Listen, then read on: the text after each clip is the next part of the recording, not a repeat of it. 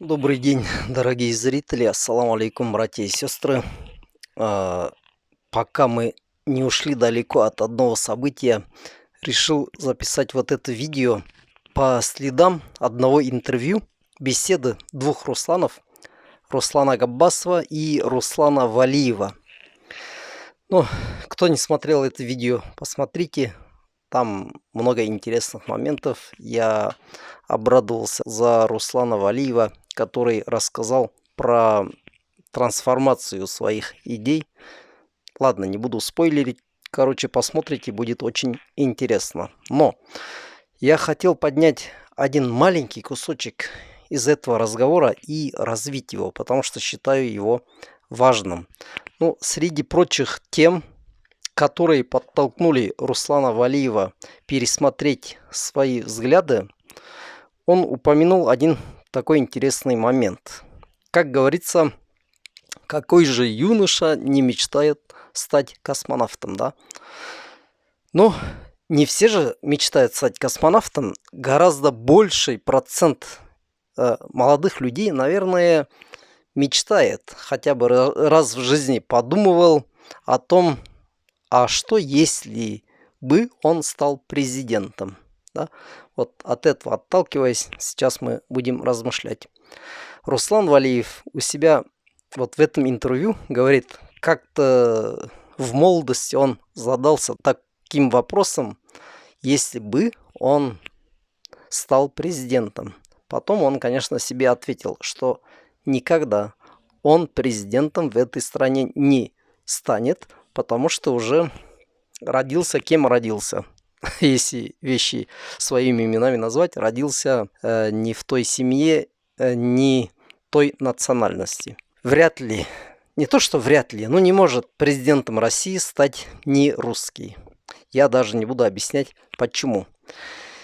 Когда-то у меня тоже были такие иллюзии. В принципе, это сравнительно недавно, ну, лет 10 назад, наверное, когда я вот не так сильно этому придавал значение. Я думал, это было в разговоре с одним высокопоставленным чиновником. Я как-то сказал, ну, Россия же все-таки страна возможностей. Тут нет каст, тут не смотрят на национальность. Если ты хочешь продвинуться по службе, главное, покажи себя таким компетентным человеком, и тебя поставят кем угодно, да. Он на меня так посмотрел, сделал хмурое лицо и говорит, нет, смотрят, и говорит. Это не говорит человек, который там полжизни работал таксистом. Это не просто директор школы. Это человек, который многого в этой жизни добился. Я не буду просто говорить, кто и где. В Уфе это было дело. То есть он знает, что говорит. И этот человек, поверьте, прекрасно понимает, что несмотря на то, что он чиновник, вот президентом ему никогда не стать. Ну, я не скажу, что это было таким переломным моментом, когда я свое убеждение начал пересматривать. Конечно, подозрений и раньше хватало, но все-таки это один из случаев, когда я начал с разных точек зрения на этот вопрос смотреть еще глубже. Не такого, конечно, что я как будто бы вообще об этом не задумывался. Об этом все думают, смотрят, сопоставляют. Но потом в России начали происходить такие события, которые заставили многих из нас на вот этот национальный вопрос взглянуть немножко по-другому, глубже, со всех сторон. И вот, развивая эту мысль, как сказал Руслан Валиев, многим просто по определению не стать президентами. А давайте зададим себе следующий вопрос, вытекающий из этого утверждения. Если вот это ограничение в получении желаемого поста действует для президента, а что в других местах они не работают, что ли? Скажем, не может какой-нибудь нерусский стать президентом России, а есть другие посты. Премьер-министр, например, да? Министр культуры, министр здравоохранения и так далее, и так далее. Я понимаю, что там есть люди разных национальностей, но все-таки это люди, которые, в принципе, стали русскими, немножко поменяв свои фамилии, если надо, то и приняв православие, и на это тоже есть примеры, да. Так вот, вот это ограничение, кого по национальности, по лицу, по убеждениям и куда ставить, это же работает во многих сферах. Ты можешь быть там победителем Олимпиады. Скажем, ты молодой человек, ты русский знаешь лучше всех в своей республике. Потом ты получил диплом красный по русскому языку. Да, потом сделал карьеру именно в этой сфере. Но открывает ли это тебе путь во все должности и во все сферы, в которые ты хочешь? Конечно, нет. Ты можешь знать русский лучше всех в Москве, но если ты при этом дагестанец, скажем, да, и в речи ты допускаешь какие-то моменты, или у тебя сохранился акцент, конечно, тебе вот министр чего-то уже не светит.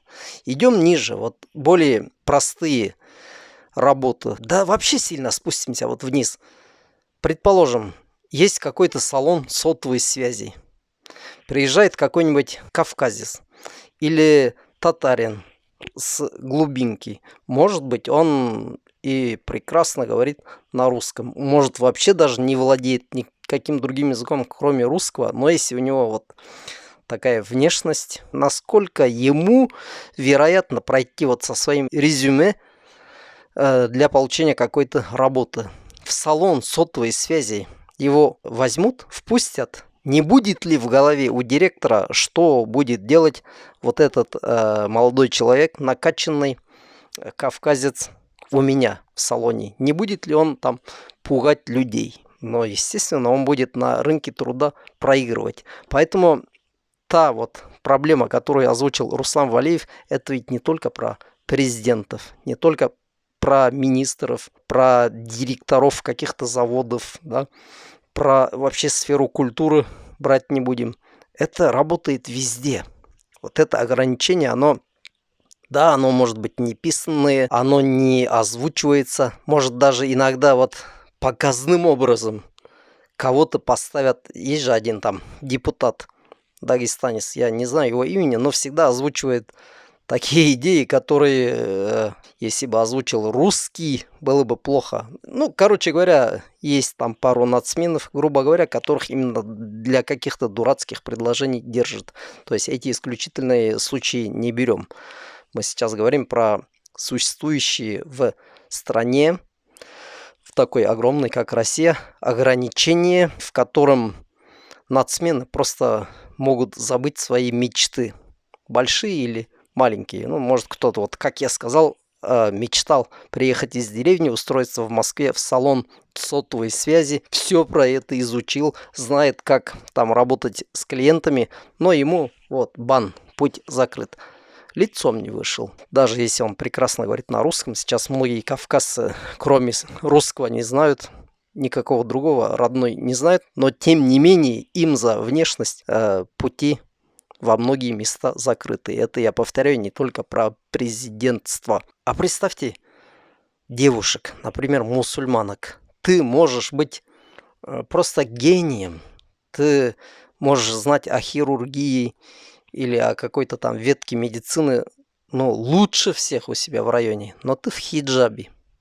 И вот как эта женщина найдет работу? Даже рассматривать не будут. Разве это не дискриминация? Да, дискриминация. Просто в хиджабе. Даже те женщины, которые пытаются найти работу продавщицами, смотрите, сколько хейта они ловят в магазине. Просто кошмар. Начинает их снимать на телефон. Смотрите, что у нас там творится. Это что у нас, Багдад, что ли? Даже не стесняясь. Их же, вот этих продавщиц, люди снимают на телефон. Какой ужас вообще. Российская Федерация. 2023 год. Белое солнце пустыни. Она может быть прекрасным человеком. Она может работает там, отрабатывает, перерабатывает. Она может быть лучший специалист в этом магазине. Она копейки не украдет. Она может там всю бухгалтерию на себя вытягивает. Но вот это вот внешность, хиджаб, вот такое вот ограничение. Даже продавщицы, если ее где-то возьмут, с каким-нибудь вот быдлым она столкнется, начнут ее снимать на телефон и говорить: а смотрите, что у нас в Москве происходит. И таких роликов очень много. Да даже не на рабочих местах. Вот идет женщина по улице, да, одета в хиджабе. Вроде бы вполне нормальная, воспитанная женщина подходит ни с того ни с сего, начинает ее снимать. А почему вы так ходите? Вы со своим уставом идите в свою страну. У нас в Российской Федерации свобода религии, свобода выбора. Вы не можете здесь вести себя, как вам нравится. Хорошо, я вас Потому что услышала. ваши мужчины Я вас начинают услышала. избивать наших женщин. Понимаете? Это моя страна. Это моя страна. Это моя страна, а не ваша. Вот видите, вот это дискриминация. Вот эта мысль, озвученная Русланом Валеевым, что закрыт путь на смену в президента, если ее немножко развить, так не только в президента закрыт путь. Иногда даже по улице ты спокойно ты не пройдешь, потому что вот кто-нибудь докопается до твоей внешности, до твоей одежды, до твоего имени и так далее, и так далее. Вот, подытоживая, что я могу сказать? На что могут надеяться вот эти люди, которые прекрасно понимают, что если они будут оставаться тем, кем являются всю жизнь, терпеть им вот эти все ограничения, вот эти унижения, вот эту дискриминацию. Да, у этих людей, если будет свое независимое государство, понятно, что для многих открывается путь и в президенты. Многие мусульманки в платках смогут стать директорами, может быть, там главным хирургом этого города. Никто не будет в магазине говорить: а что ты так оделась и торгуешь тут. Действительно, вот именно независимое государство многим людям открывает путь, снимает ограничения, дискриминацию с многих людей. А в том формате, в котором существует Россия, огромное количество людей не смогут мечтать ни о президентстве, ни о министерстве, стать ректором где-нибудь, получить какую-нибудь желанную работу в качестве хотя бы продавщицы в той сфере, которая ей нравится. Такие мысли вскрыл этот диалог. Пример отличный.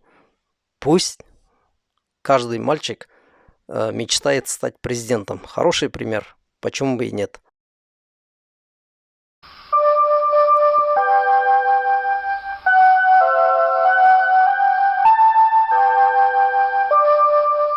Это моя страна, а не ваша.